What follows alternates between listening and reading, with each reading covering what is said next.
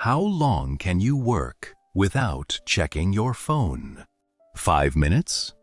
20 minutes? An hour? Now imagine spending an entire morning working on one difficult problem. No notifications, no social media, no unnecessary messages, no jumping between 10 different tasks. Just you and the work that actually matters. For many people today, that sounds almost impossible. We live in a world where distraction is constantly available. A notification appears. A message arrives. An email enters the inbox. A video recommendation catches your attention. You open one website, then another, and suddenly an hour has disappeared. The strange thing is that we often feel busy during all of this. We answer messages, check emails, move between applications, attend meetings, scroll through information, complete small tasks, and at the end of the day, we feel exhausted. But exhaustion isn't necessarily evidence of meaningful productivity. Sometimes, we are simply tired from constantly switching our attention. This is where Cal Newport's idea of deep work becomes especially interesting. The central question isn't simply, how can I work harder? It's, how can I protect my ability to concentrate on work that genuinely matters? That distinction can change the way we think about productivity. Because, in a distracted world, the ability to focus deeply may become one of the most valuable skills we can develop. But before we talk about how to develop that ability, we need to understand something more fundamental. What happens when we lose the ability to concentrate? Imagine you're trying to learn something difficult.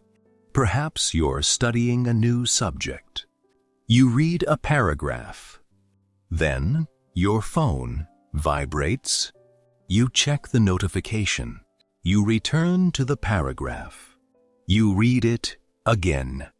Another thought appears. You open another tab. You come back. Now you have spent 20 minutes. But you haven't really learned anything. The problem isn't necessarily intelligence. The problem is attention fragmentation. Your mind keeps moving from one target to another.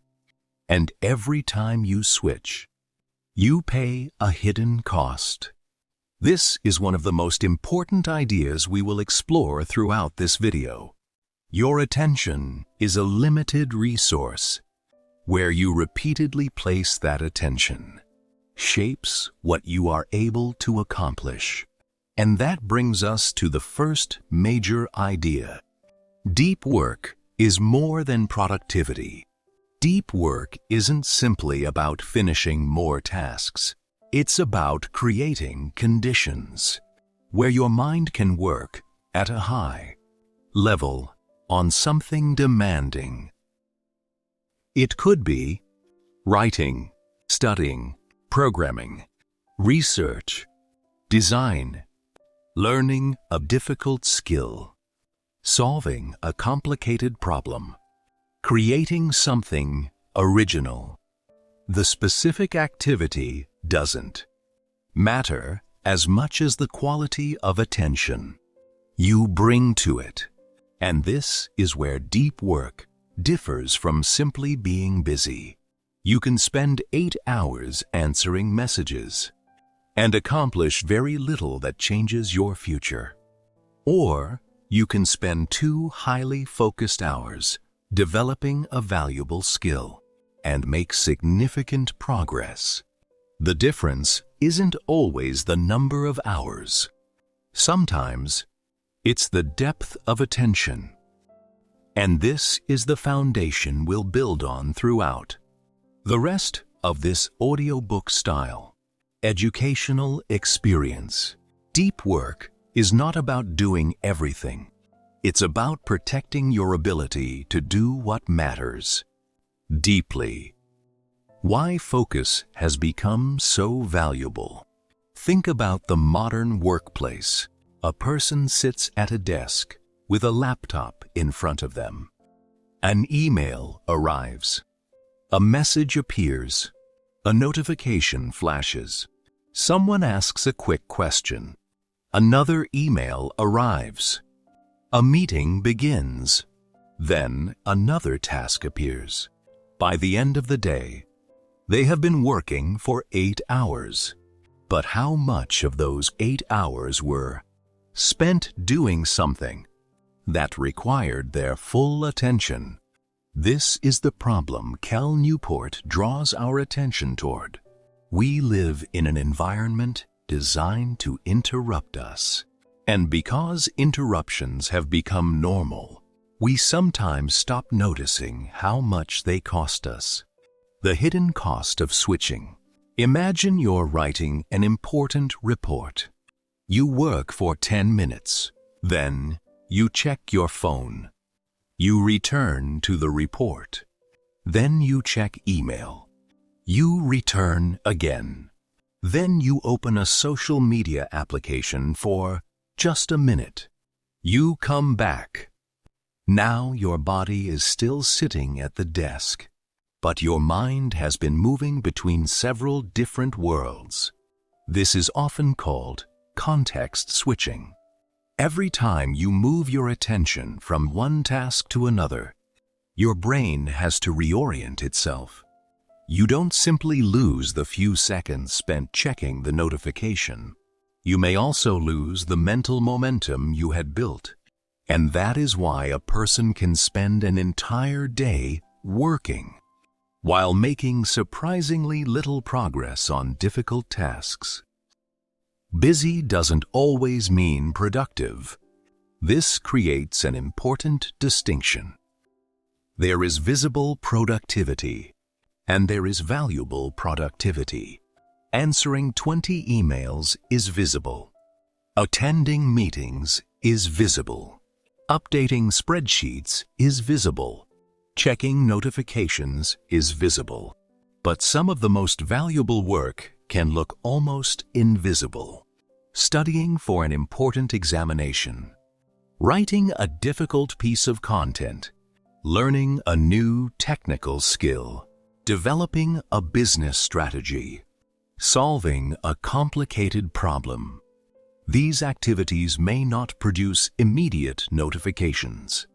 Nobody may even know you're doing them, but they can create enormous long-term value.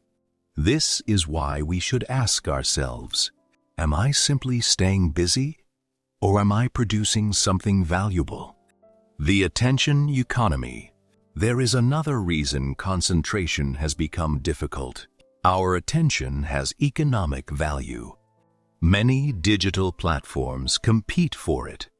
The longer you stay, the more content you consume. The more advertisements you may see, the more opportunities there are to collect information about your behavior. So, the digital environment is often designed to keep you engaged. A notification isn't necessarily important, but it is designed to attract your attention.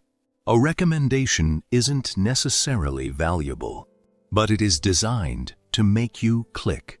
A short video doesn't necessarily improve your life, but it is designed to make you watch another one. This doesn't mean technology is evil. Technology can be incredibly useful. The problem appears when we stop choosing where our attention goes. Attention is becoming a competitive advantage. Imagine 2 employees. Both are intelligent. Both have similar qualifications. Both work 8 hours a day, but one can concentrate deeply for 2 or 3 uninterrupted hours. The other constantly checks messages, changes tasks, and reacts to whatever appears on the screen. Over months and years, the difference can become enormous. The focused person may learn faster, produce better work, develop valuable skills, and solve more complicated problems.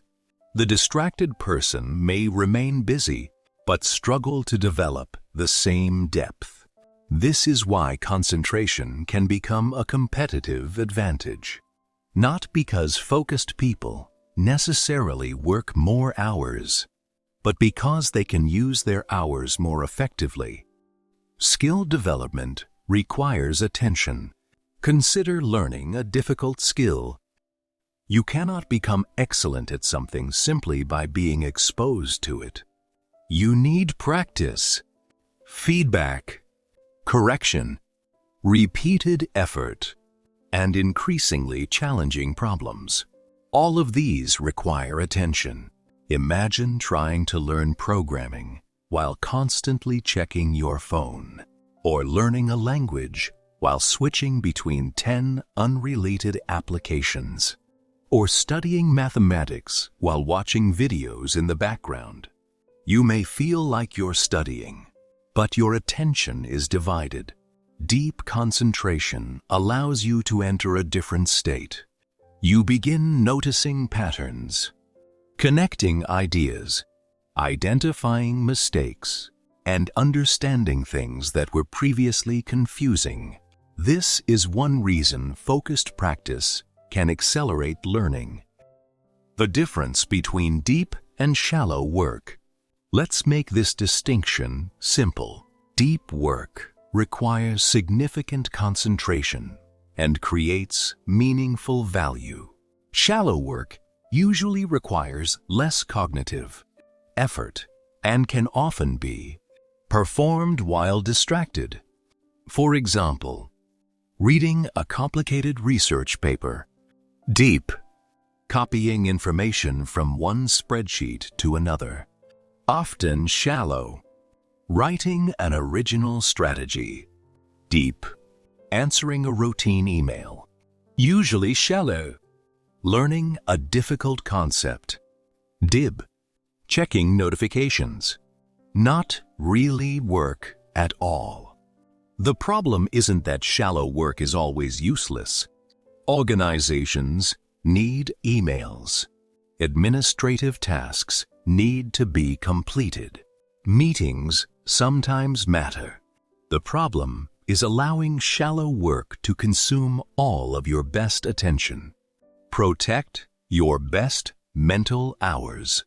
Every person has periods when their mind works better. For some people, it's early morning. For others, it's late at night. Maybe your clearest thinking happens after breakfast. Maybe you concentrate best in the afternoon. Whatever your pattern is, those periods are valuable. Instead of automatically giving your best mental hours to messages and notifications, consider protecting them for your most important work. Imagine waking up, checking social media, answering messages, watching videos, scrolling through news, and only then beginning the task that requires serious concentration. Your mind may already be exhausted. Now, imagine the opposite. You wake up, create a quiet environment, and spend the first hour working on something important. You have protected your best attention before the outside world can claim it. That small change can have a surprisingly large effect. A practical question. Tomorrow, before beginning your day, ask yourself, what is the one task that would create the most value if I completed it with complete concentration, not 10 tasks? 1. Then, protect time for it. Put the phone away. Close unnecessary tabs. Turn off non-essential notifications. Tell people you need uninterrupted time if possible. And begin. You may discover something important. The hardest part wasn't actually doing the work. The hardest part was creating an environment where your mind could stay with it. We often believe that productivity means adding more. More apps, more tools, more schedules, more notifications, more systems. But deep work suggests another possibility. Perhaps productivity sometimes means removing things, removing distractions, removing unnecessary commitments, removing constant interruptions, removing the expectation that you must respond immediately to everything. Because when you remove the noise, something valuable becomes possible. Concentration. And concentration allows your mind to go deeper than ordinary busyness ever can. The shallow work trap. Have you ever finished an entire day of work and still felt like you accomplished almost nothing? You answered messages, checked emails, attended meetings, updated documents, organized files, scrolled through notifications, responded to small requests. You were busy from morning until evening. Yet when you asked yourself, what important thing did I actually accomplish today? You struggled to find an answer. This is the shallow work trap, and it can be one of the biggest obstacles to meaningful productivity. Being busy feels productive. There's something psychologically satisfying about completing small tasks. You send an email. Done. You answer a message. Done. You organize a folder. Done. You check something from your list. Done.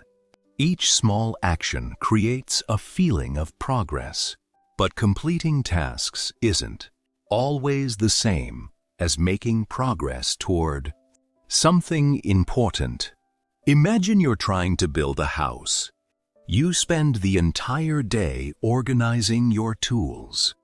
You clean the workspace. You move materials around. You check your equipment. At the end of the day, everything is organized. But the house hasn't become much more complete. That's what can happen with shallow work. You can become extremely efficient at doing things that don't significantly move you forward. What is shallow work? Shallow work isn't necessarily bad. It includes activities that are relatively easy to perform and don't require your deepest concentration. Administrative tasks, routine emails, scheduling, basic communication, simple data entry, checking updates, organizing information. These activities are often necessary.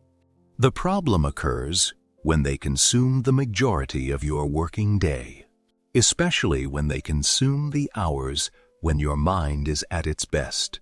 The dangerous question, what can I do quickly?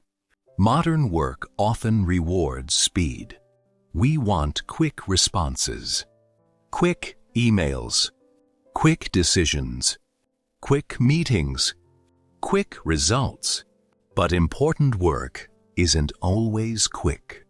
Learning a difficult skill takes time. Writing something meaningful takes time. Building expertise takes time.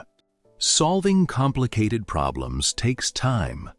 Creating something valuable often requires long periods where nothing appears to happen. If you become addicted to quick results, you may gradually avoid difficult work. Not because you're lazy, but because shallow work provides immediate rewards. Deep work often doesn't. The inbox can become your boss. Consider email. You receive a message. You respond. Another arrives. You respond again. Then someone sends a follow-up. You answer that. Another notification appears. Soon, your entire day becomes a series of reactions. Instead of deciding, what should I work on? Your inbox decides for you. Whatever arrives gets your attention. This creates a dangerous pattern. You become reactive instead of intentional. Your priorities are determined by whoever contacts you most recently. Instant responses aren't always necessary. We've become accustomed to immediate communication. Someone sends a message. We feel we should respond immediately. An email arrives. We feel pressure to answer. But consider this. Does every message deserve immediate access to your attention? Probably not. Some messages are urgent. Most aren't. Learning to distinguish between the two is part of protecting your attention. You can still be responsible. You can still communicate professionally, but you don't have to make yourself permanently available. The meeting problem. Meetings can also become a form of shallow work. A meeting isn't automatically unproductive. Sometimes, a conversation is exactly what a team needs. But meetings become problematic when they exist simply because that's how we've always done it. A meeting takes several people's time. If 10 people spend 1 hour in a meeting, that's 10 hours of human attention. So, before accepting another meeting, a useful question is, what specific outcome requires this meeting? If the answer isn't clear, perhaps the issue could be solved another way. Protect your cognitive energy. Here's an important idea. Your attention isn't unlimited. Even if you're physically capable of working for 8 hours, your brain may not be capable of performing demanding cognitive work at maximum intensity for the entire day. That's normal. Deep thinking is tiring. Learning is tiring. Problem solving is tiring. Writing is tiring. So, instead of measuring productivity only by hours, consider measuring it by quality of attention. 2 focused hours can sometimes be more valuable than 6 distracted hours. A better way to plan your day. Instead of beginning your day with, "What should I do?" Try, "What deserves my deepest attention today?" Choose your most important task. Give it protected time. Then handle shallow tasks around it. This reverses the usual pattern. Instead of giving your best hours to email, you give them to meaningful work. Instead of allowing notifications to determine your schedule, you determine your schedule. Instead of reacting, you choose. Create a shallow work boundary. You don't need to eliminate shallow work. You need to contain it. For example, you might decide 9 to 11 o'clock, deep work. 11 to 11:30, messages and email. 11:30 to 1 o'clock, project work. 2 to 2:30, administrative tasks. 3 to 4:30, meetings. The exact schedule doesn't matter. The principle does. Give shallow tasks a place. Instead of allowing them to occupy every available moment, don't feel guilty about disconnecting. Some people feel guilty when they stop checking their phone. They think, What if someone needs me? But constant availability has a cost. If you're always reachable, you're never completely present. Not at work, not while studying, not while creating. Sometimes you need to become temporarily unavailable so you can be fully available for the work that matters. A simple experiment. Try this tomorrow. Choose one important task. Give it 60 minutes. During those 60 minutes, no social media, no unnecessary notifications, no random browsing, no checking messages, no switching between unrelated tasks. Just one thing. At the end, ask yourself, how much did I accomplish in 1 hour of uninterrupted attention? Then compare that with an hour spent constantly switching between tasks. You may notice the difference immediately. The shallow work trap isn't dangerous because shallow work is evil.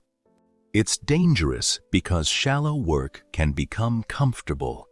It gives you constant activity, constant feedback, constant little victories. But meaningful progress often requires something very different: silence, patience, difficulty, and sustained attention. So don't ask yourself only, how much work did I do today? Ask, did I spend my best attention on something that actually matters? Because a full calendar doesn't necessarily mean a meaningful day. And being busy is not the same as moving forward. Training your brain to concentrate again. Imagine sitting down to work. You put your phone beside you. You open your laptop. You begin reading. A few minutes later, you feel the urge to check something. Maybe a message, maybe social media, maybe the news, maybe just one quick search. You tell yourself, I'll only look for a minute, but that minute becomes 5, then 10.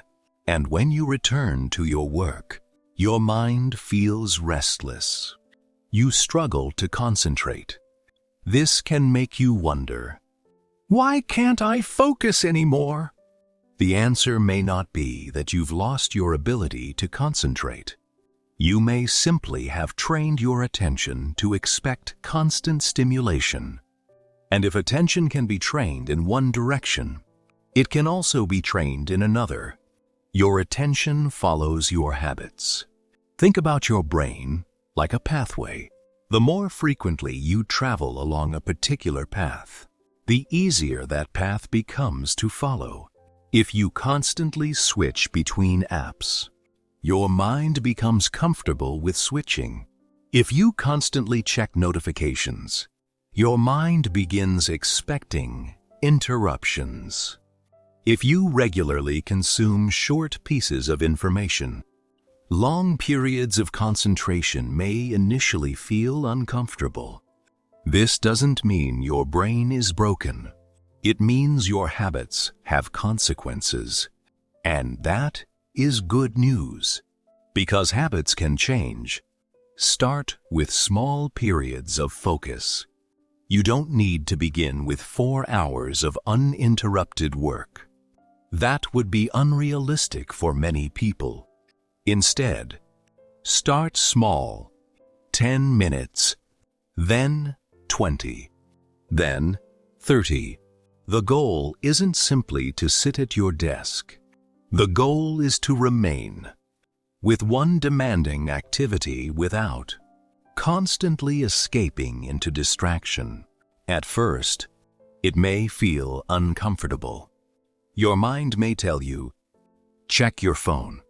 Open another tab. Let's see what's happening. Notice the urge, but don't automatically obey it.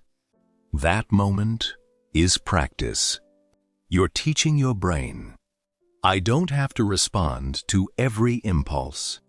Boredom is part of the training. This is one of the most interesting ideas connected to deep concentration. Many of us have become uncomfortable with boredom. If there's nothing happening, we reach for our phones. Waiting in a queue, phone. Waiting for a bus, phone. Eating alone, phone. Standing in an elevator, phone. Even a few seconds of silence can feel uncomfortable. But if every moment of boredom is immediately filled with stimulation, your brain never learns to simply exist without entertainment. And this can make sustained concentration harder. So occasionally, allow yourself to be bored. Walk without listening to anything. Sit quietly. Wait without checking your phone. Look out the window. Let your mind wander. You don't have to make every empty moment productive. Sometimes, nothing is exactly what your brain needs. Don't use distraction as a break from work. Imagine you're working on something difficult. You become frustrated. You immediately open social media. You feel better for a moment. Then you return to your work. The problem is that you've taught your brain something. Difficulty means escape. Every time the work becomes uncomfortable, you leave. Over time, your brain begins expecting that escape. Instead, try something different. When the work becomes difficult, stay with it for another few minutes. Take a genuine break if necessary. Walk, drink water, stretch, look outside, but don't automatically. Replace difficult concentration with an endless stream of stimulation. Create friction around distractions. Willpower is useful, but you shouldn't depend on it for everything. If your phone is sitting directly beside you, you have to resist it repeatedly. Instead, make distractions slightly harder. Put the phone in another room. Turn off unnecessary notifications. Log out of distracting websites. Remove tempting apps from your main screen. Use website blockers if appropriate. The principle is simple. Make the behavior you want easier, and the behavior you don't want slightly harder. You don't need perfect discipline. You need a better environment, one task at a time. Multitasking often feels efficient. You think, I'm doing several things at once. But often, you're simply switching between several things. Writing while checking messages. Studying while watching videos. Listening to a meeting while answering email. Driving while looking at notifications. Your attention is constantly being divided. Instead, when possible, choose one task. Give it your attention. Finish a meaningful portion. Then, move to the next. Single tasking may initially feel slower, but over time, it can produce deeper work with less mental exhaustion. Use a focus ritual. One useful technique is to create a consistent routine that tells your brain, it's time to concentrate. For example, you sit at the same desk. Put your phone away. Open only the necessary documents. Set a timer. Make a cup of tea. Put on quiet background music if it helps. Then begin. The ritual doesn't have to be complicated. Its purpose is consistency. Eventually, the routine itself can become a signal. Your brain begins associating those conditions with focused work. Decide what you're going to accomplish. Don't begin a deep work session with a vague intention like, "I'll work on my project." Make the objective specific. For example, for the next 45 minutes, I will write the introduction. Or, I will complete these 3 pages of the report. Or, I will practice these 20 vocabulary words. A clear target gives your attention somewhere to go. Without a clear target, it's easier for distractions to take over. Protect your environment. Your environment influences your behavior more than you might realize.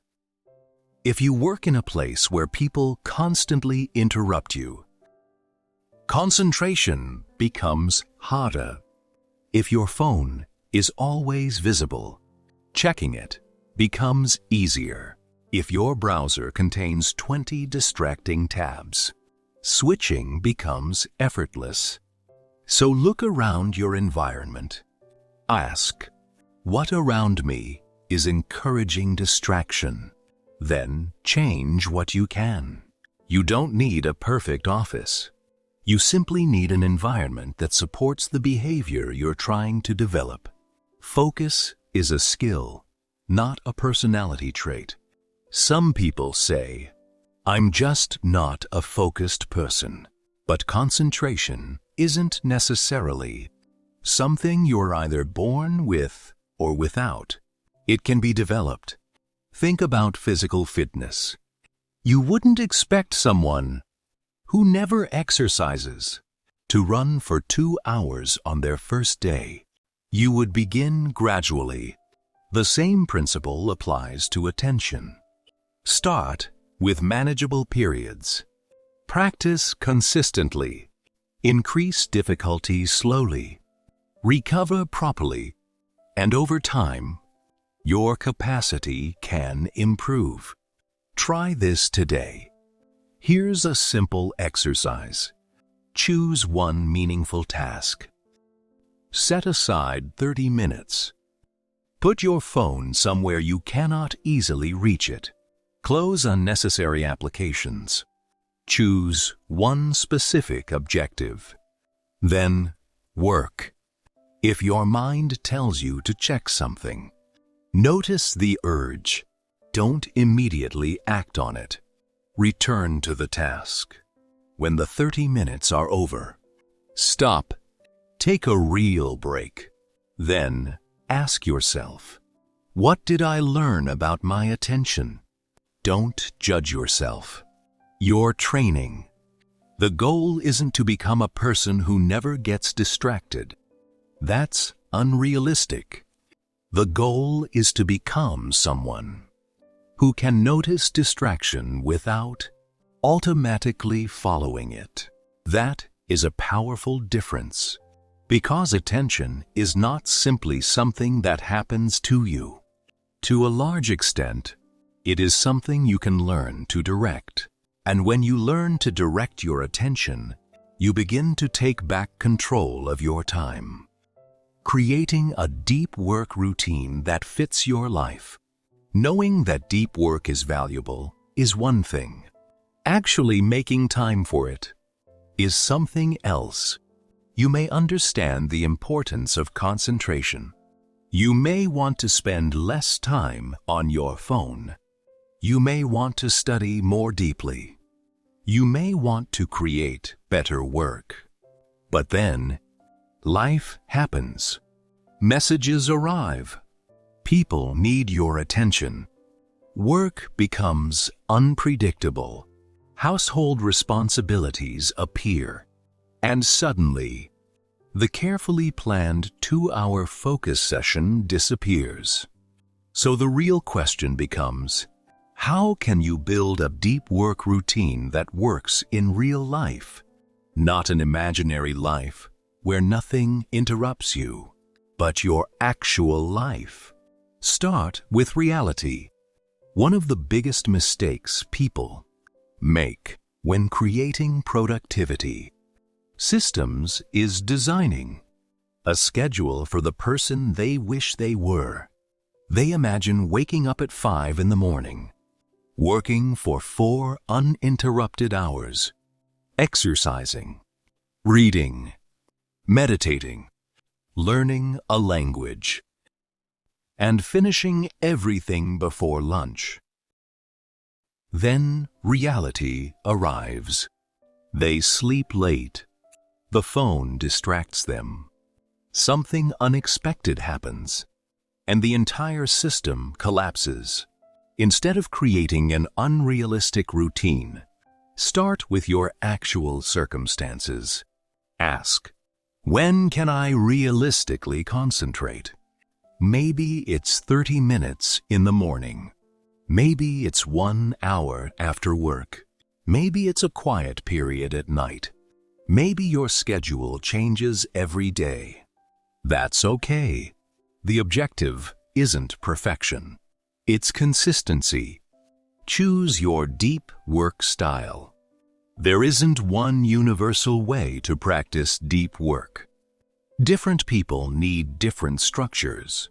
One approach is to reserve a significant part of the day for focused work. This works well for people who control their schedules. Another approach is to create a regular block every day. For example, 7 to 8 every morning. Another approach is to use shorter periods whenever your schedule allows. For example, 30 minutes in the morning, 45 minutes in the afternoon, 30 minutes in the evening. The best method is the one you can actually maintain. Make deep work a scheduled event.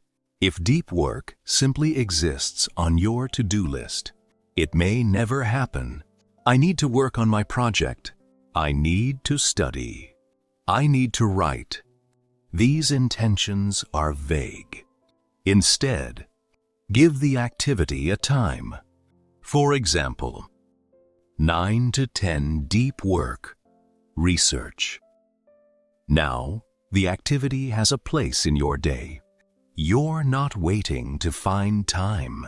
You've already decided when the time exists. Create a starting ritual. A ritual can make beginning easier. Before every deep work session, you might follow the same sequence. Put your phone away. Close unnecessary tabs. Get your materials ready. Set a specific objective. Start a timer. Take a breath. Begin. It may seem simple, but repetition matters. Your brain begins recognizing the sequence. Eventually, you don't have to negotiate with yourself every time. You simply begin. Remove decisions before you start. Every decision consumes some mental energy. What should I work on? Which document should I open? Should I check email first? Should I use my phone? How long should I work? Should I listen to music? If you answer all these questions while you're already trying to concentrate, you've created unnecessary friction. Prepare beforehand. Know what you're going to work on. Know where the files are. Know how long the session will last. Know what finished means. Then, when the session begins, you can focus on the actual work. Set a clear definition of success. Suppose you schedule 1 hour of deep work. What does success mean? Simply sitting at the desk for 60 minutes? Not necessarily. A better definition might be, write 800 words, or complete the first section of the report, or finish 3 practice problems, or study and understand this specific topic. A measurable objective gives the session direction, and when you finish, you can recognize the progress you've made. Protect the beginning of the session. The first few minutes can be particularly vulnerable. You sit down. Your mind is still thinking about other things. Then a notification appears. You check it. Your concentration disappears before it has even begun. That's why the beginning of a deep work session should be protected. Don't begin by checking social media. Don't begin by browsing unrelated websites. Don't begin by answering every message. Start with the work itself. Give your brain a chance to settle. What if someone interrupts you? Real life isn't perfectly controlled. Someone may call you. A colleague may need something. A family member may ask a question. An urgent problem may appear. Deep work doesn't mean ignoring reality. If the interruption is genuinely important, handle it. Then return. The important thing is not to think, "My entire day is ruined." One interruption doesn't destroy your ability to focus. Simply restart. Sometimes, the most productive people aren't those who never get interrupted. They're the people who return to meaningful work quickly after the interruption. Build a shutdown routine. Deep work isn't only about knowing when to start. It's also about knowing when to stop. At the end of your working day, review what remains. Check important messages if necessary. Write down unfinished tasks. Identify what needs attention tomorrow. Then deliberately finish. This creates psychological separation between work and personal life.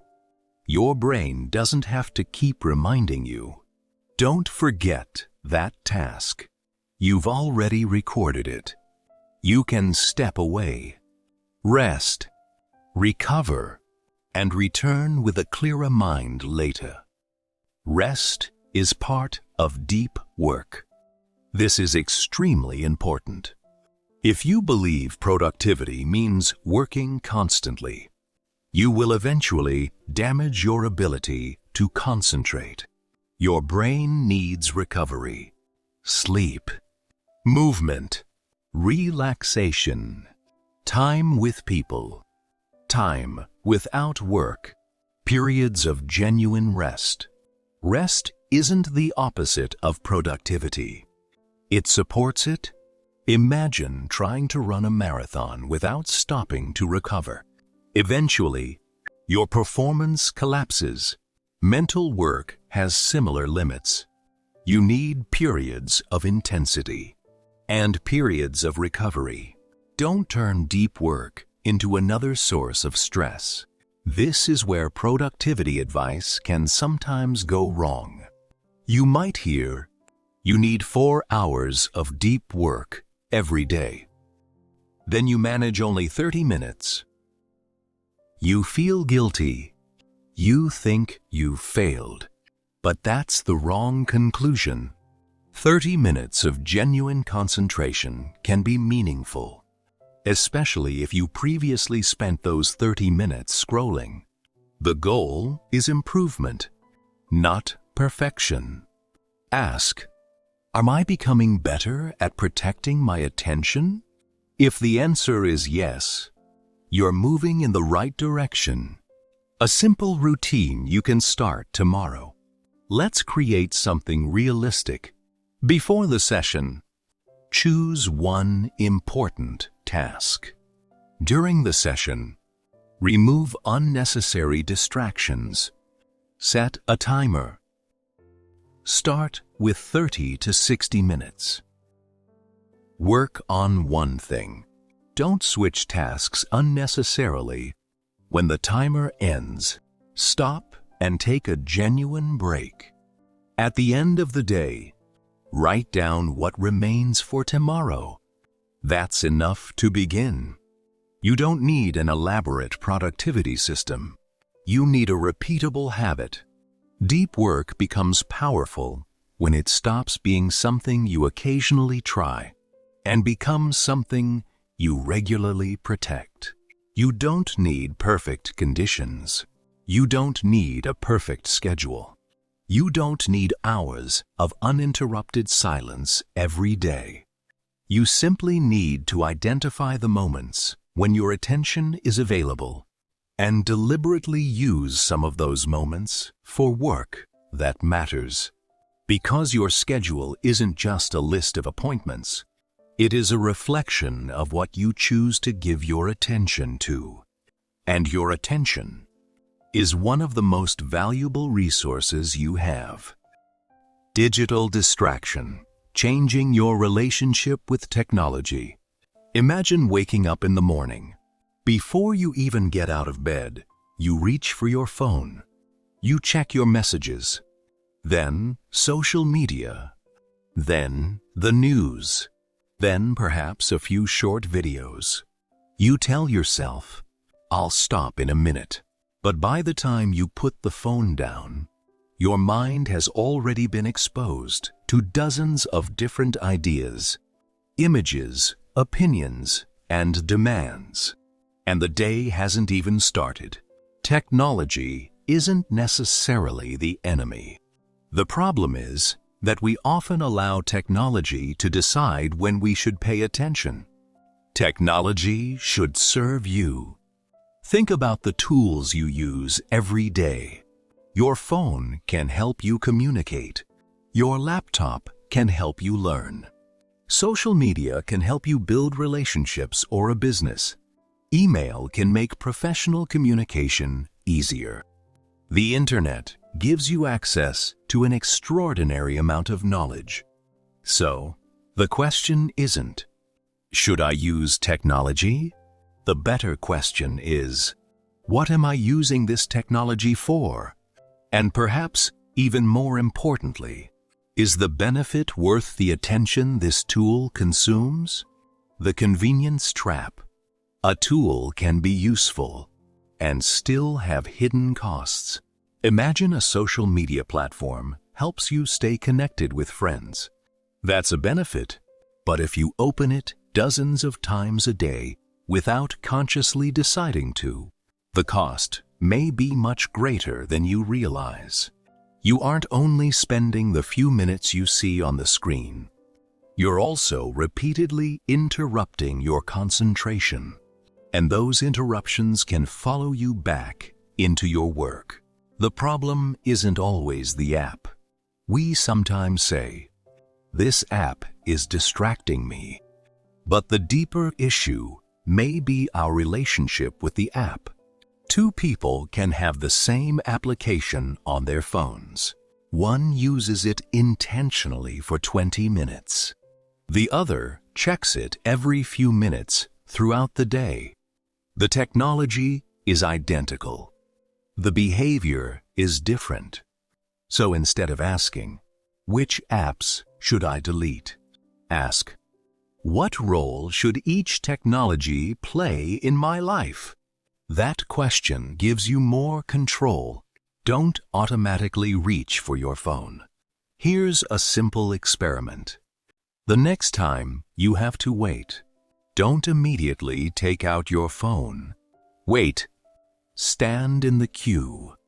Sit quietly. Look around. Let your mind wander. At first, you may feel uncomfortable. You may think, "I'm wasting time," but you're not necessarily wasting time. You're giving your attention a chance to exist without constant stimulation, and that can help you become more comfortable with silence. Create technology rules. Instead of relying entirely on willpower, create rules. For example, no phone during deep work sessions, no social media before completing an important morning task, no unnecessary notifications, no phone during meals, no checking messages while studying. Your rules don't have to look like someone else's. The important thing is that they are intentional. Try a digital declutter. Imagine that tomorrow you removed every optional digital tool from your life. Not forever, just temporarily. Social media, entertainment apps, news feeds, optional notifications. Then you slowly reintroduce only the tools that provide genuine value. For each one, ask, what does this add to my life? What does it cost me? Would I actually miss it if it disappeared? This experiment can reveal something surprising. Some tools that feel essential may not actually be essential. Don't confuse availability with importance. Just because information is available doesn't mean you need to consume it. You don't need to know every news update. You don't need to see every message immediately. You don't need to watch every trending video. You don't need to respond to every opinion. There is a difference between being informed and being constantly stimulated. A focused life requires learning that difference. Attention is a choice. Every day, thousands of things compete for your attention. But you don't have to give all of them access. Think about your attention like money. If you spent $1 every time something asked for your attention, would you spend it on everything? Probably not. You would ask, is this worth it? Your attention deserves the same question. Technology and work. Now imagine you're trying to complete an important task. You have your document open, but beside it, email is open. Messages are open. Social media is open. Your phone is beside you. A notification appears. Then another. Even if you don't respond, part of your brain notices, and your attention becomes divided. A simple solution is often surprisingly powerful. Create a separate environment for deep work. One document, one task, minimal distractions, nothing unnecessary competing for attention. Technology and learning. This is especially important for students. Imagine you're watching an educational lecture. At the same time, you are checking messages, opening unrelated websites, scrolling through social media. The lecture is still playing. But are you actually learning? Probably not as effectively as you could. Learning requires active attention. So, when studying, try creating a distraction-free environment. Put the phone away. Close unrelated tabs. Take notes. Pause when necessary. Think about what you're learning. Don't simply consume information. Engage with it. The goal isn't a technology-free life. This is an important distinction. Deep work doesn't require abandoning modern technology. You don't need to become disconnected from the world. You don't need to throw your smartphone away. You don't need to stop using the internet. The goal is intentional use. Use technology because it serves a purpose, not simply because it is available. That difference may seem small, but it changes your relationship with digital tools. Ask yourself 3 questions.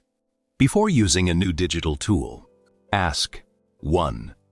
What problem does this solve? If you can't answer clearly, why are you using it? 2. What benefits does it provide? Be specific. 3.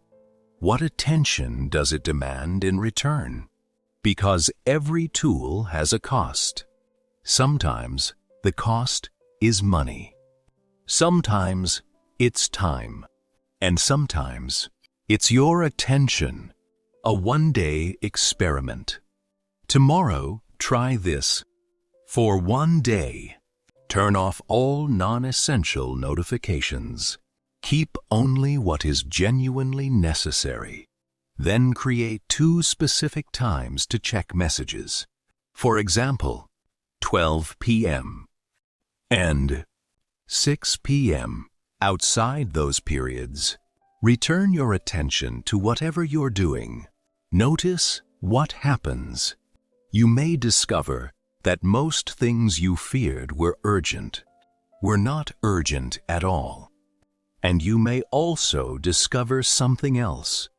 The world continues even when you aren't constantly checking it. Technology is incredibly powerful, but powerful tools require deliberate use. A phone can connect you with someone across the world or consume hours of your attention. A computer can help you create something extraordinary or become an endless source of distraction. The difference isn't always the technology. Sometimes it's the person deciding how the technology will be used. So don't ask, "How can I escape technology?" Ask, "How can I make technology work for the life I actually want?" Because the ultimate goal of deep work isn't to become disconnected. It's to become intentional, to decide what deserves your attention, and then have the discipline to protect it. The power of boredom. Learning to be alone with your thoughts. Imagine you're standing in a queue. There is nothing to do. No conversation, no television, no task, just a few minutes of waiting. What happens next? For many of us, our hand automatically reaches for the phone. We open an app, scroll through a feed, check a message, watch something, and suddenly, the waiting is over. We have successfully eliminated every moment of boredom. But what if boredom isn't actually the problem? What if our inability to tolerate boredom is part of the reason we struggle to concentrate? Your brain learns what you teach it. Every time you become bored and immediately reach for your phone, you teach your brain a lesson. The lesson is, boredom must be escaped. Every time a difficult task becomes uncomfortable and you switch to something more entertaining, you reinforce the same pattern. Eventually, your brain begins expecting constant stimulation. Quiet feels strange. Waiting feels uncomfortable. A difficult book feels frustrating. A complicated problem feels unbearable, and your attention starts searching for something easier. This doesn't mean your brain is weak. It means your brain has learned a habit, and habits can be changed. Boredom can become mental training. Imagine sitting quietly for 10 minutes.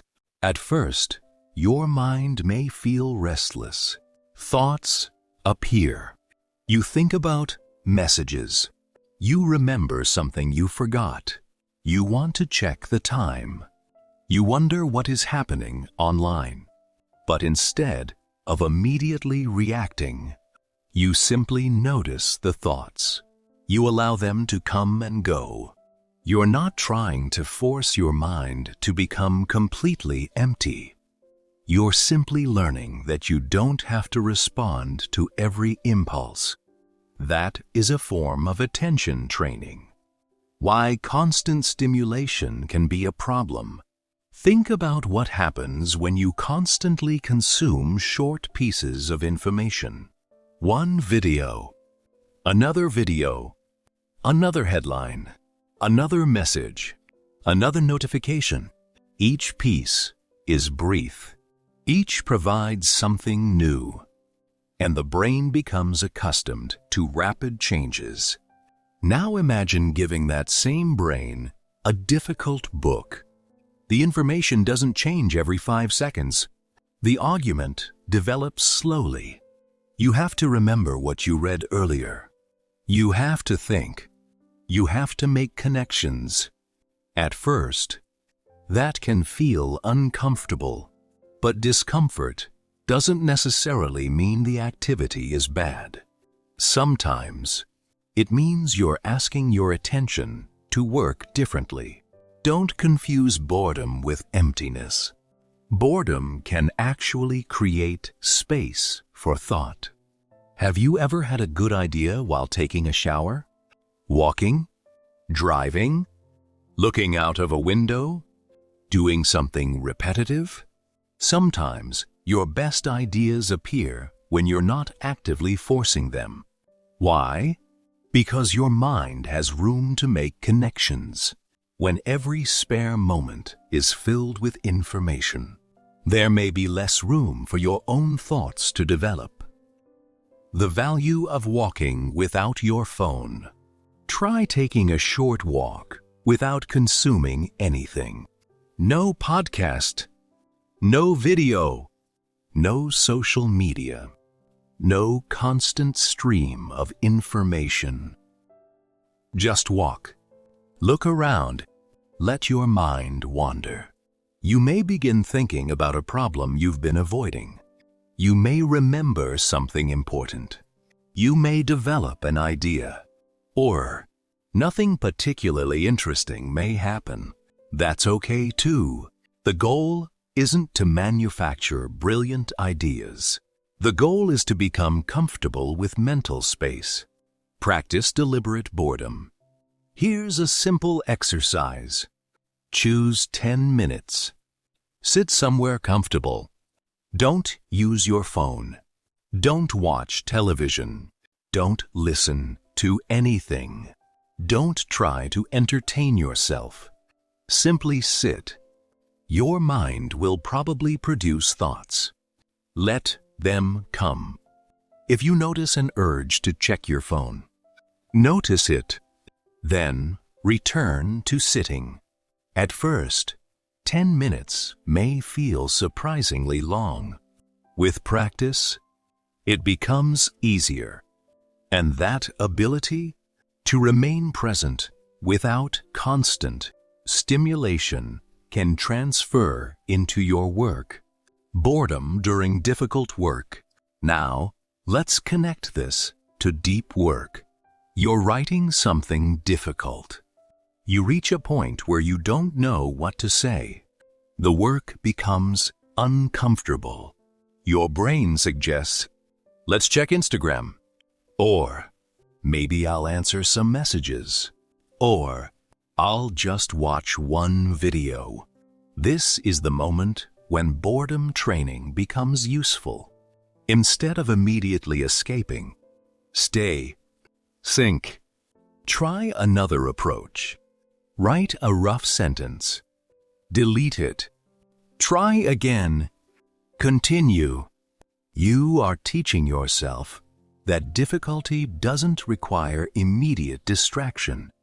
Your attention has an escape route. One of the reasons phones are so powerful is that they provide an instant escape.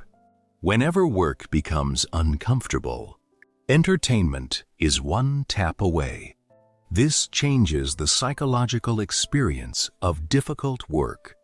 In the past, if you were bored while working, you might simply have to remain there. Today, you can escape instantly.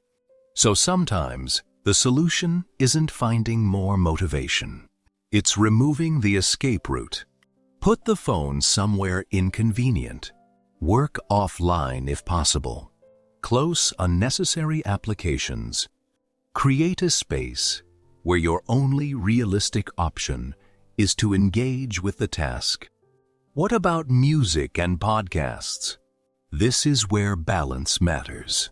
Listening to music while working isn't automatically bad. For repetitive tasks, Music may even make the experience more enjoyable. Podcasts can teach you valuable information. Audiobooks can expose you to new ideas. The issue is constant consumption. If every quiet moment must be filled with audio, you may never practice being alone with your own thoughts. So, occasionally, leave the headphones behind. Let silence become part of your life. The modern fear of missing out. There is another reason we constantly check our devices. We worry that something is happening without us.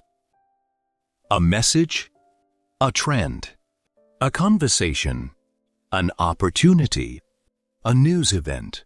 But ask yourself, how much of what you miss actually matters? Not everything deserves your attention.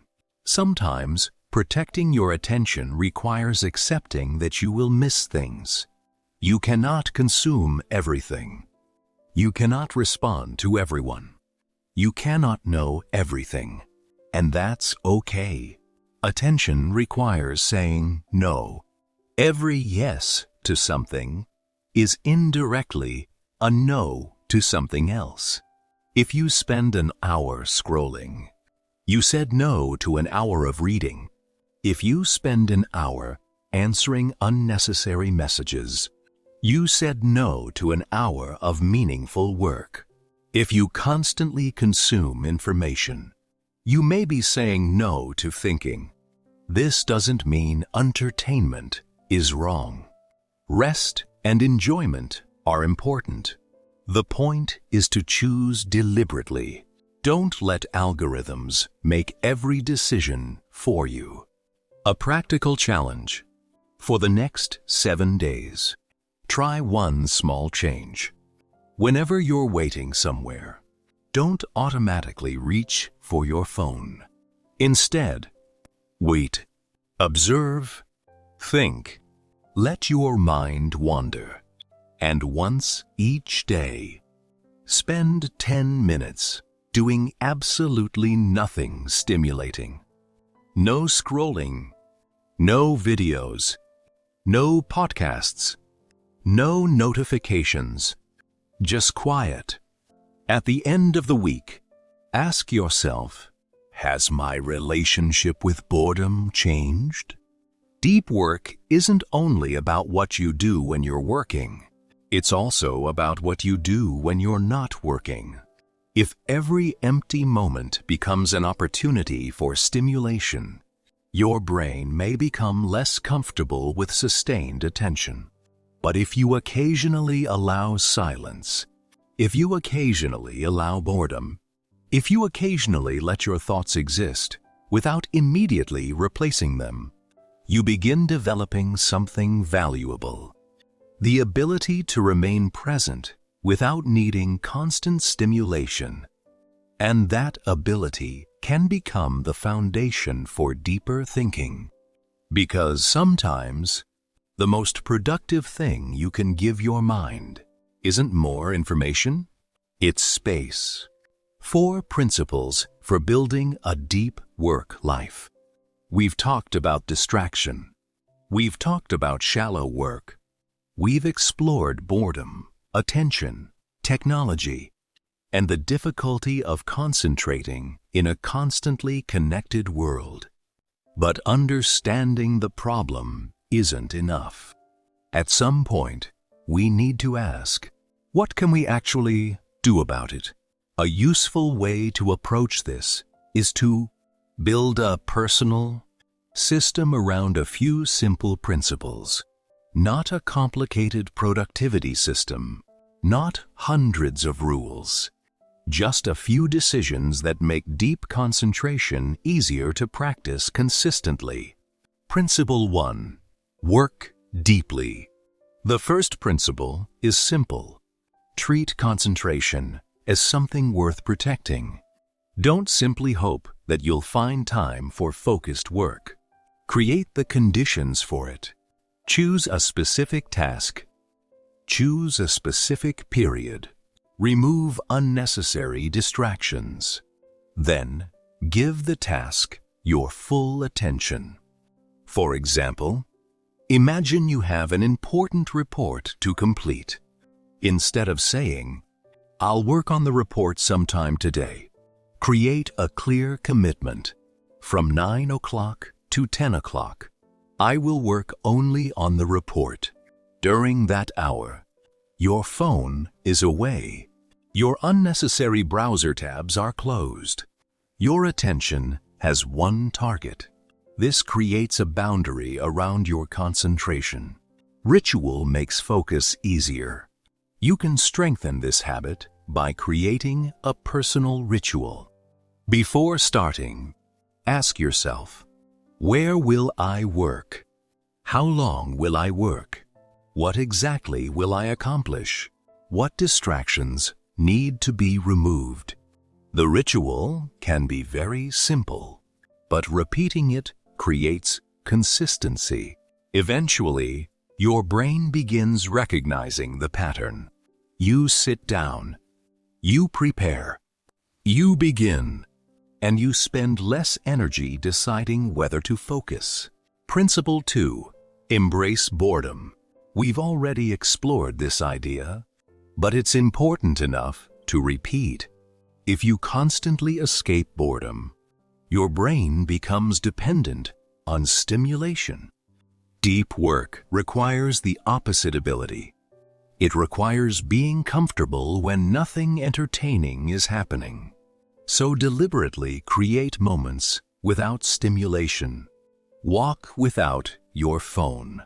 Wait without scrolling. Eat without automatically watching something. Sit quietly. Let your mind wander. This isn't about becoming anti-technology. It's about developing the ability to exist without constantly consuming something. Train your attention outside work. Here's an important distinction. You don't only train concentration when you're sitting at your desk. You train it throughout the day. Every time you resist an unnecessary impulse, you're practicing attention. Every time you finish a conversation without checking your phone, you're practicing presence. Every time you walk without reaching for entertainment, you're practicing mental independence.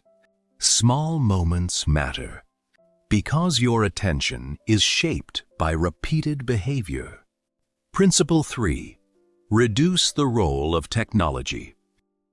The goal isn't to eliminate technology, it's to become selective about it.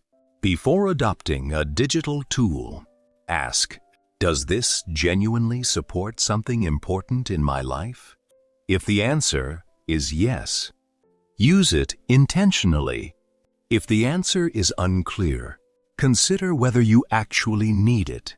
This is different from asking, does this app have any benefits? Almost every app has some benefit. The better question is, are the benefits significant enough to justify the attention this tool consumes? That question changes everything. Your phone doesn't need unlimited access to you. Consider notifications. Do you really need to know immediately when someone likes something? Someone sends a non-urgent message? A new video appears.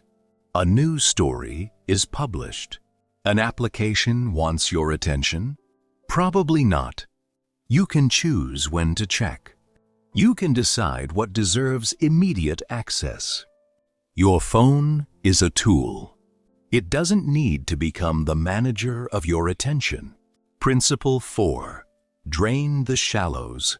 This doesn't mean eliminating every small task.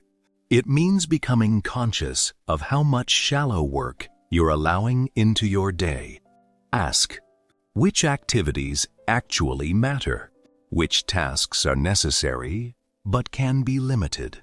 Which activities could be simplified? Which commitments can be reduced? For example, if you check email continuously throughout the day, Could you check it at specific times instead? If meetings consume your entire schedule, could some conversations be shorter? If social media takes an hour every evening, could you limit it to 20 minutes? Small reductions can create significant space. Make your priorities visible. Sometimes we become distracted simply because we don't know what deserves our attention. Write down your most important goals. Maybe you want to complete a degree, improve your English, build a business, develop a professional skill, write a book, create a YouTube channel, learn a new technology, improve your career. Then ask, which activities actually move me toward these goals? Because it's possible to spend hours being productive without moving toward what you actually want. A practical weekly review. Once a week, take 15 or 20 minutes. Look at your previous week. Ask, what meaningful work did I complete? Where did I lose attention? Which distractions appeared repeatedly? What should I change next week? Don't use this exercise to criticize yourself. Use it to learn. Productivity isn't about creating a perfect schedule. It's about continuously improving the way you use your attention. Deep work and real life. There is an important point we shouldn't ignore. Not everyone has the same freedom. A university student may have more control over their schedule than a parent. A remote worker may have more flexibility than someone working in a busy office. Someone caring for family members may have unpredictable responsibilities. So deep work shouldn't become another standard by which we judge ourselves. You don't need 4 uninterrupted hours. You may only have 20 minutes. Use those 20 minutes well. The principle is adaptable. Protect whatever meaningful concentration your circumstances allow. Don't turn productivity into perfectionism. There's another danger. You learn about deep work. You become excited. And suddenly, you create 20 rules. Wake up at 5. No phone. 4 hours of focus. No social media. No entertainment. Perfect schedule. Perfect habits. Then one day something goes wrong. You miss your routine, and you decide you failed. That's not useful. A productivity system should support your life, not become another source of anxiety. If your system is so complicated that you cannot maintain it, simplify it. Your personal deep work system. Let's turn everything we've discussed into something practical. You can create your own system with 5 questions. 1. What is my most important work? Identify the activities that create meaningful progress. 2. When is my mind at its best? Protect those hours if possible. 3. What usually distracts me? Identify the specific triggers. 4. How can I make distraction harder? Change your environment. 5. How will I recover? Schedule genuine rest. That's enough. You don't need a complicated productivity philosophy. You need a system you can actually live with. The real goal. At this point, you may notice something. Deep work isn't really about becoming a productivity machine. It's about deciding what deserves your attention. Your attention is finite. Your time is finite. Your energy is finite. So where you place them matters. If you spend them on everything, you may have very little left for what matters most. But when you become selective, your days can begin to feel different. Not necessarily busier, not necessarily longer, just more intentional. The modern world will always give you reasons to look away. Another notification, another message, another headline, another video, another request. You cannot control everything that asks for your attention, but you can become better at deciding what receives it. And perhaps that is the deeper lesson behind deep work. Your attention is part of your life. Where your attention repeatedly goes, your life gradually follows. So protect it, train it, use it deliberately, and give your deepest attention to the things that genuinely deserve it. Making deep work sustainable. There is a common mistake people make when they discover the power of focused work. They become excited. They decide, from tomorrow, I'm going to work with complete concentration for 4 hours every day. They create a strict schedule. They remove every distraction. They push themselves intensely. And, for a few days, it works. Then the energy disappears. The schedule becomes difficult to maintain. They become tired. And eventually, they return to their old habits. So the question isn't simply, how can I focus deeply? A better question is, how can I make deep focus sustainable? Because a productive life isn't built from a few extraordinary days. It's built from habits you can continue for months and years. Your brain needs recovery. Deep concentration requires mental energy. Think about what happens after you've spent an hour solving a difficult problem. You may not have moved physically very much, but mentally, you feel tired. That's normal. The brain isn't designed to remain at maximum cognitive intensity indefinitely. This is why recovery matters. Sleep matters. Breaks matter. Movement matters. Relaxation matters. And sometimes, doing absolutely nothing matters. The importance of sleep. One of the simplest ways to protect your ability to concentrate is also one of the easiest to underestimate. Sleep. When you're tired, your attention becomes more fragile. Small distractions become more tempting. Learning becomes harder. Decision-making becomes more difficult. And difficult work feels even more difficult. So, if you want better concentration, don't only look at productivity techniques. Look at your recovery. A person who sleeps poorly and constantly pushes themselves may eventually discover that no productivity app can compensate for exhaustion. Work with your natural energy. Not every hour of the day is equally valuable. Some people think most clearly in the morning. Others become more productive later. Instead of fighting your natural rhythm, pay attention to it. For 1 week, observe yourself. When do you feel mentally sharp? When do you become tired? When are you most easily distracted? When do difficult tasks feel easier?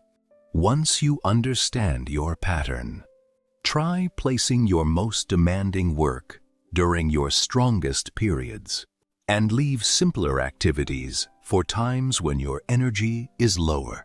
Don't spend your best energy on small tasks. Imagine waking up feeling mentally fresh. You have a difficult project to complete. But before beginning, you spend 2 hours checking messages, browsing social media, and answering unimportant emails. By the time you begin the important work, your best mental energy may already be gone. This is why prioritization matters. Your highest value work deserves more than whatever energy happens to remain at the end of the day. If something is genuinely important, consider giving it your best attention. Create a clear ending. Here's another powerful habit. At some point, stop working. If you continue working mentally all evening, your brain may never fully disconnect. You might eat dinner while thinking about an unfinished task. Watch television while worrying about tomorrow. Go to bed while mentally reviewing your responsibilities. Your body is resting, but your mind is still working. A clear shutdown routine can help. Before finishing your workday, review unfinished tasks. Write down what needs to happen next. Check important information. Create a plan for tomorrow. Then, stop. Tell yourself, the work is recorded. I don't need to keep thinking about it right now. Why writing things down helps. Have you ever been lying in bed when suddenly you remember something important? I need to send that email tomorrow. I forgot to finish that report. I need to call someone. Then your brain keeps reminding you. One reason this happens is uncertainty. Your mind doesn't want to forget. Writing the task down gives your brain an external place to store it. You don't have to keep rehearsing it mentally. This simple habit can create psychological space. Rest is not wasted time. Modern culture sometimes treats rest as laziness. If you're not working, you should be learning. If you're not learning, you should be exercising. If you're not exercising, you should be building something. There's always another task, but a human being isn't a machine. Constant activity isn't the same as meaningful progress. Rest allows your attention to recover. It creates space for reflection. It can improve your ability to return to difficult work with renewed energy. So don't feel guilty about resting. Rest is part of the system. The evening matters. Imagine 2 people. Person A works until midnight. They continue checking email in bed. They scroll through social media. They think about tomorrow's problems. Eventually, they fall asleep. Person B finishes work at a reasonable time. They write down tomorrow's priorities. They disconnect. They spend time relaxing. Then, they sleep. The next morning, Person B may begin with significantly more mental clarity. The difference wasn't necessarily greater discipline. It was better recovery. Learn to leave work behind. This can be surprisingly difficult, especially when you care about your goals. You may think, if I stop now, I'm falling behind.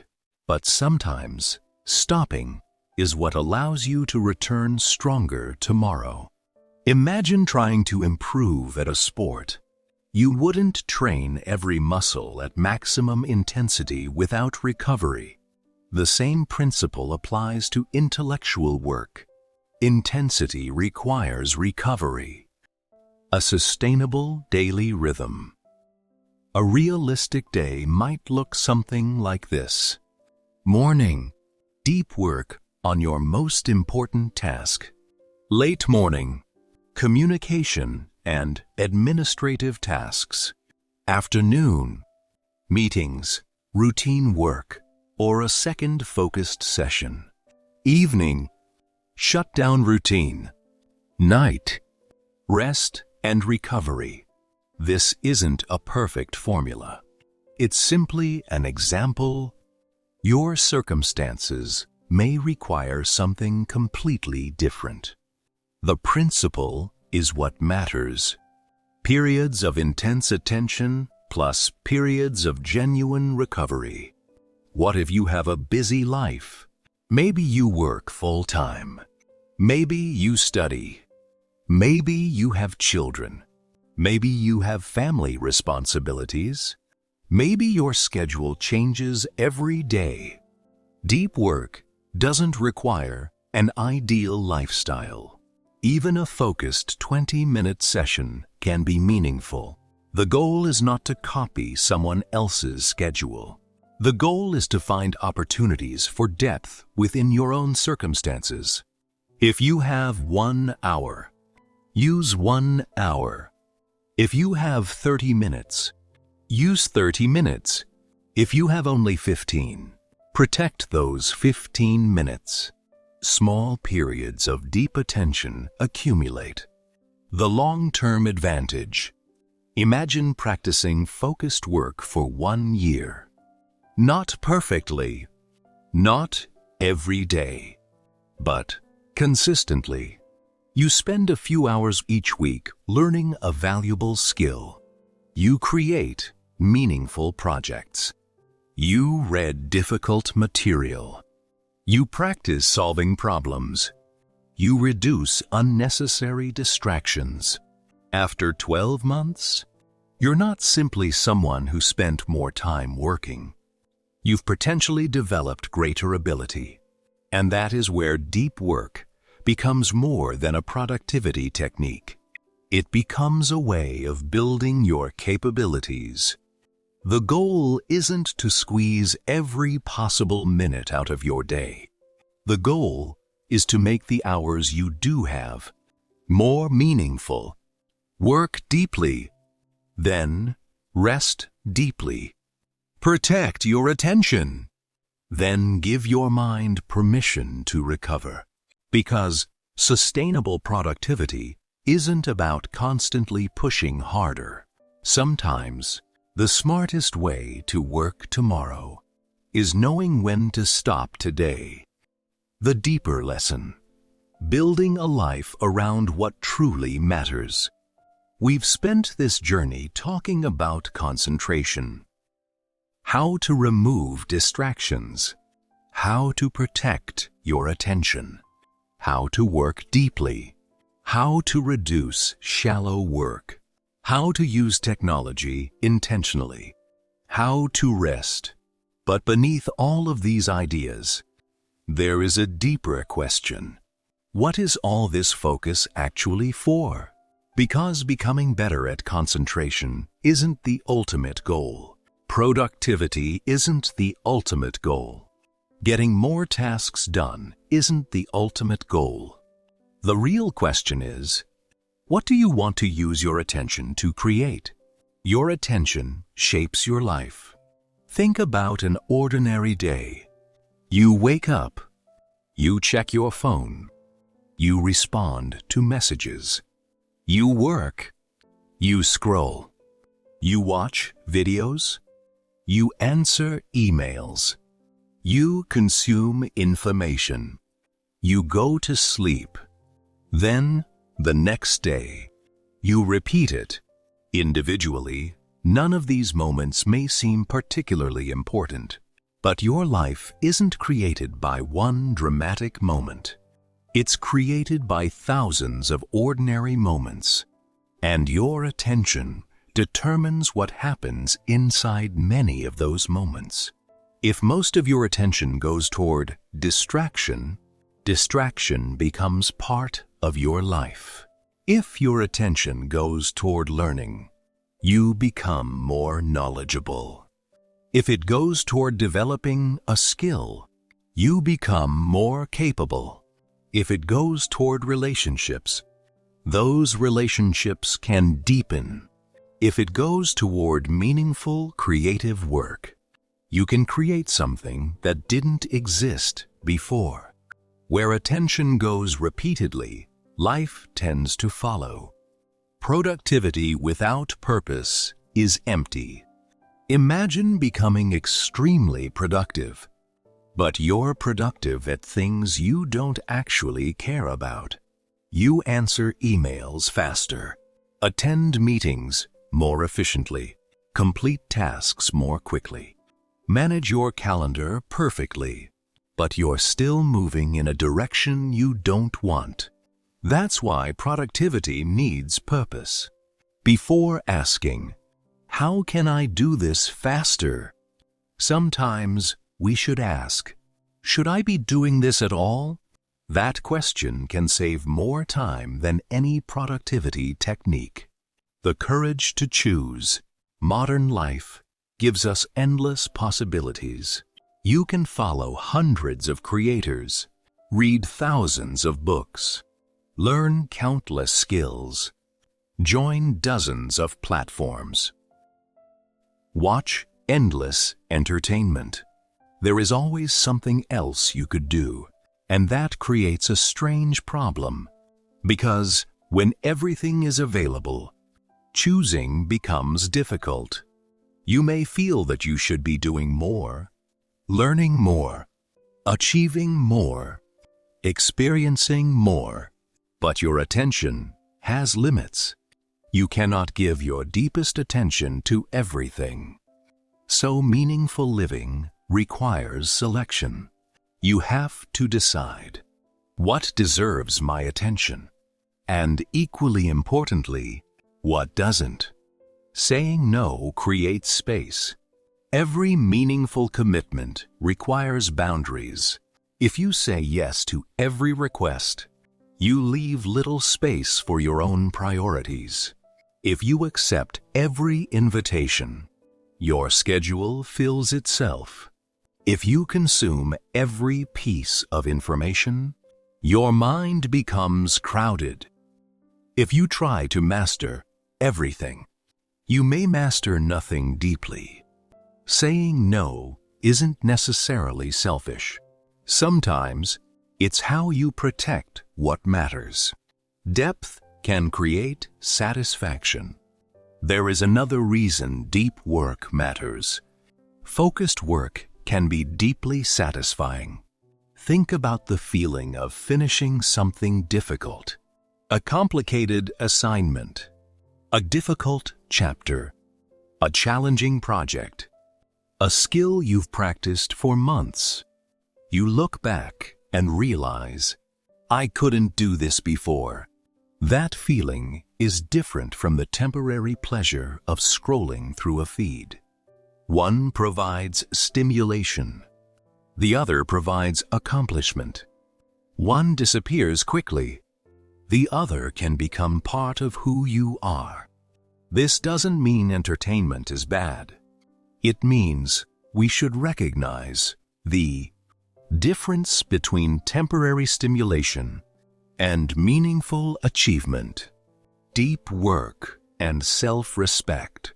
There is also something powerful about keeping promises to yourself. You tell yourself, "I'm going to spend 30 minutes learning this," and you do it. You say, "I'm going to write today," and you write. You decide, "I'm going to put my phone away while I study," and you follow through. Each small decision sends a message. My priorities matter. Over time, that can strengthen your confidence. Not because you're perfect, but because you learn that you can direct your own behavior. Don't wait for perfect motivation. You may not always feel motivated to do meaningful work. Sometimes you will feel tired. Sometimes the task will seem boring. Sometimes you will want to do something easier. This is normal. If you only work deeply when you feel inspired, your progress will be inconsistent. Instead, create systems that make starting easier. A scheduled time, a prepared workspace, A clear objective. A distraction-free environment. A small starting point. You don't have to feel motivated before you begin. Sometimes, motivation appears after you've started making progress. The identity you build. Imagine two people. One repeatedly tells themselves, "I'm terrible at concentrating." The other says, "I'm learning how to control my attention." The second statement creates room for growth. You don't have to identify as a naturally disciplined person. You can become someone who practices discipline. You don't have to be naturally focused. You can train focus. You don't have to already possess extraordinary skills. You can develop them. This is why deep work is ultimately connected to identity. Every time you practice concentration, you're becoming the kind of person who can concentrate. A question worth asking.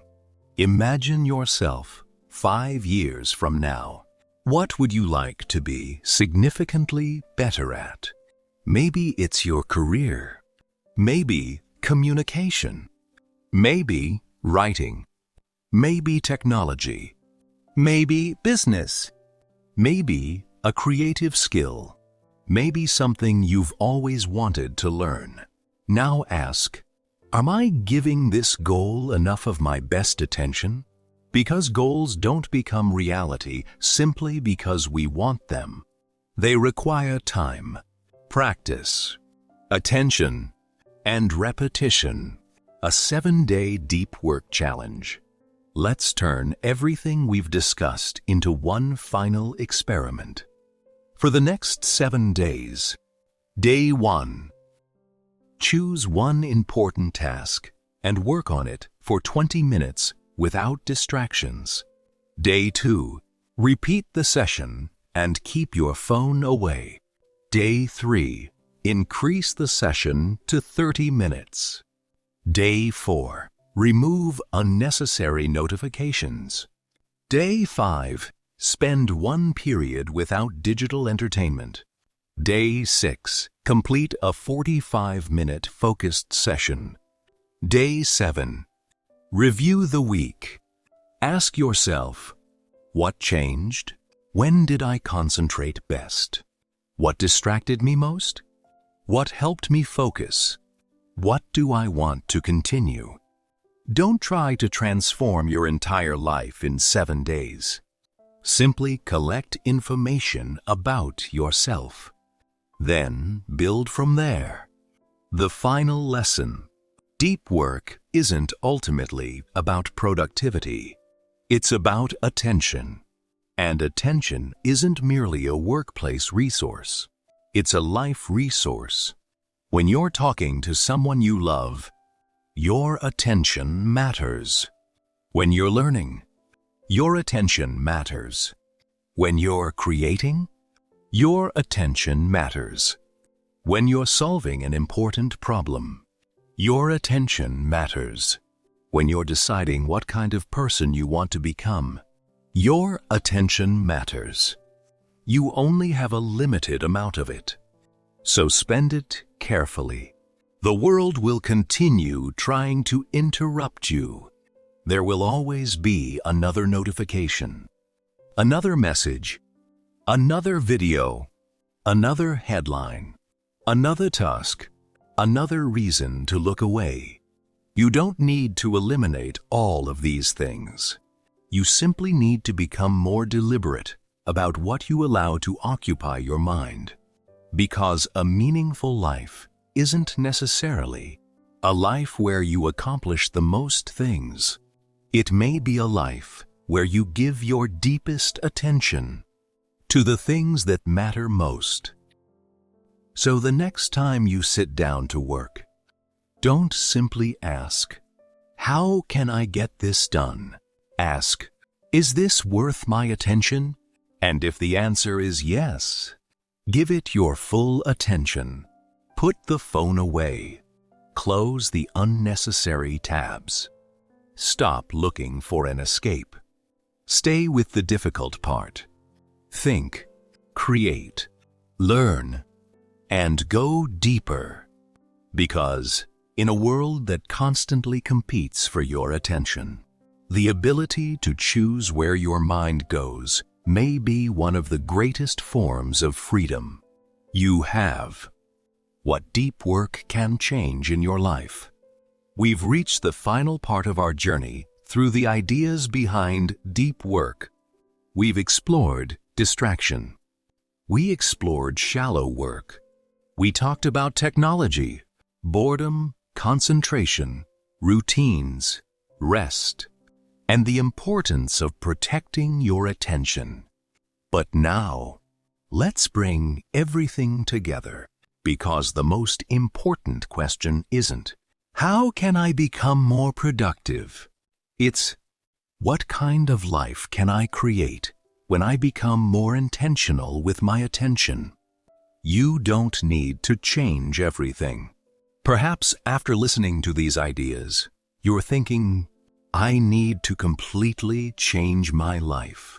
Maybe you imagine deleting every social media app, working for hours without interruption, waking up extremely early, following a perfect productivity schedule. You don't need to do that.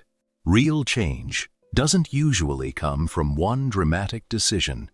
It comes from small choices repeated consistently.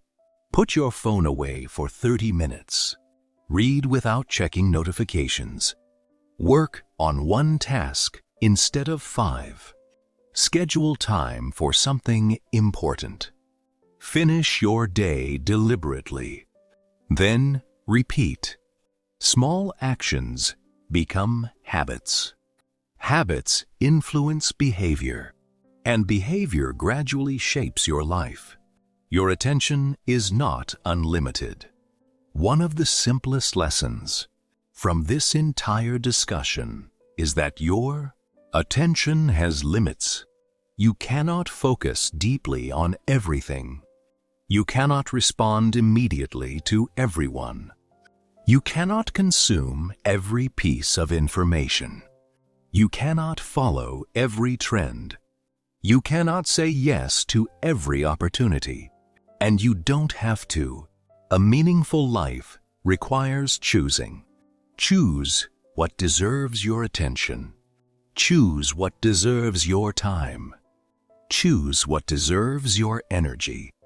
And allow other things to remain outside your priorities. Distraction will always exist. We shouldn't expect the world to become quieter. Technology will continue developing. Applications will continue competing for attention. Notifications will continue appearing. New forms of entertainment will continue emerging. So the solution isn't waiting for the world to become less distracting. The solution is developing the ability to remain intentional inside a distracting world. That's a much more useful skill. You don't need a perfect environment. You need the ability to create moments of focus, even when the environment isn't perfect. Focus is something you practice.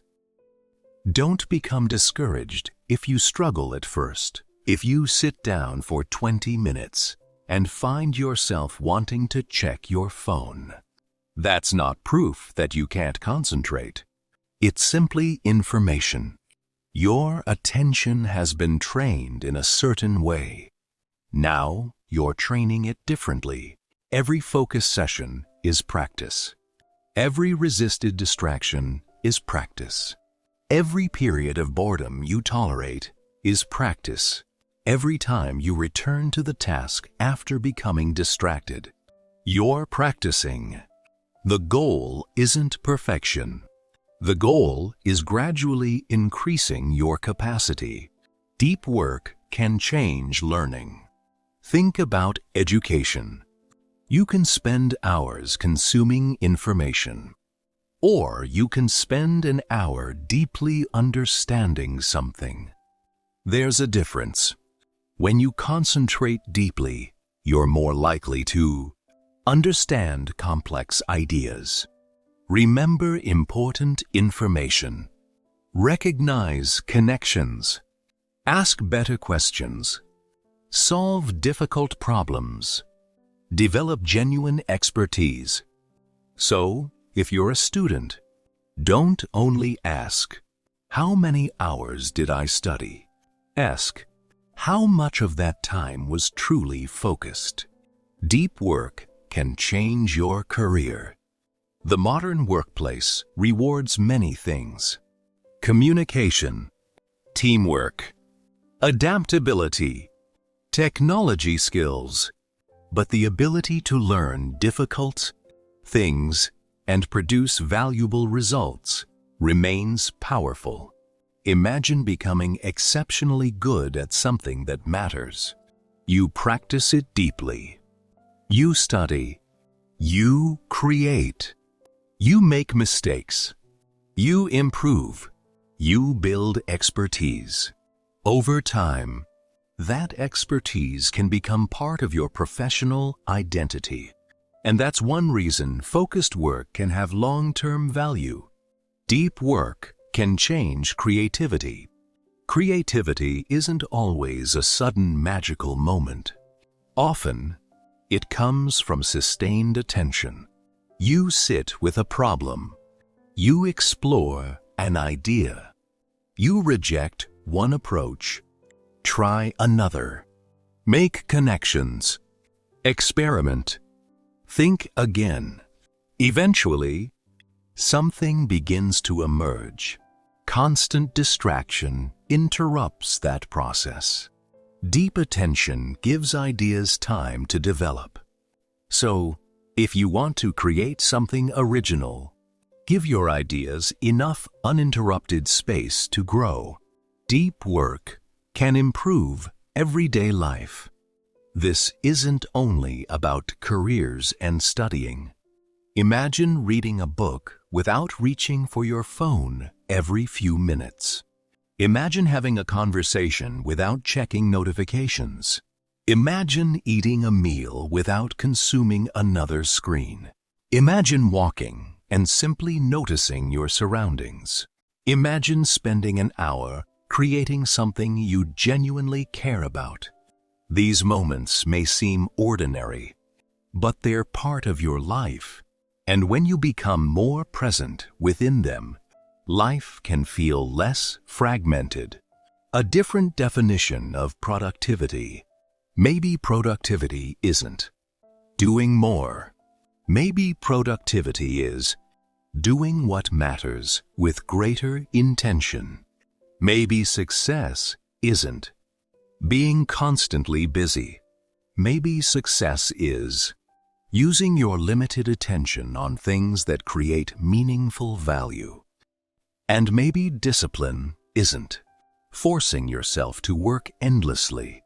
Maybe discipline is protecting what matters, even when distractions are easier. 3 questions to carry forward. Whenever you feel overwhelmed, ask yourself 3 questions. Question 1. What matters most right now? Not everything, just right now. Question 2. What is competing for my attention? Identify the distraction. Question 3. What can I remove? Sometimes the solution isn't adding another productivity technique. It's removing something unnecessary. Your attention is your life. Think about that statement for a moment. Your life is experienced through moments, and in each moment, your attention is somewhere: on your phone, on another person, on your work, on your worries, on the past, on the future, on the present moment. You cannot control every thought that enters your mind, but you can become better at deciding what you return your attention to. That ability is powerful. A final 7-day commitment. Before we finish, make one small commitment. For the next 7 days, choose one meaningful activity. Give it a protected period of attention every day. It might be reading, studying, writing, learning, creating, planning your career, building a project, or simply spending meaningful time with someone you care about. During that period, be fully there. No unnecessary notifications. No constant switching. No automatic escape. Just attention. Then observe what happens. You may discover that you don't need more time. You may simply need to use some of the time you already have more intentionally. The world is full of noise. Information is everywhere. Entertainment is everywhere. Distraction is everywhere. And because of that, attention has become increasingly valuable. But you don't have to compete with the entire world. You only have to decide what deserves your attention today. Maybe it's your education. Maybe it's your career. Maybe it's a creative project. Maybe it's your health. Maybe it's your relationships. Maybe it's becoming a better version of yourself. Whatever it is, give it some depth. Give it some patience. Give it your attention, because meaningful things rarely grow when they receive only the leftovers of your time. You don't need to become perfectly focused. You don't need to eliminate every distraction. You don't need to work all day. You simply need to become more intentional. Work deeply when something matters. Rest when you need to recover. Use technology instead of allowing technology to use you. Allow yourself to experience boredom. Protect your best attention. And remember, your attention is one of the few resources you can never get back. Spend it carefully. Spend it intentionally. And spend it on a life that is worth paying attention to. Thank you for listening to Wisdom Verse audiobooks. Listen, learn, transform. If this summary gave you a new perspective on focus and productivity, take one idea from it and put it into practice today. Don't just consume the idea. Live it.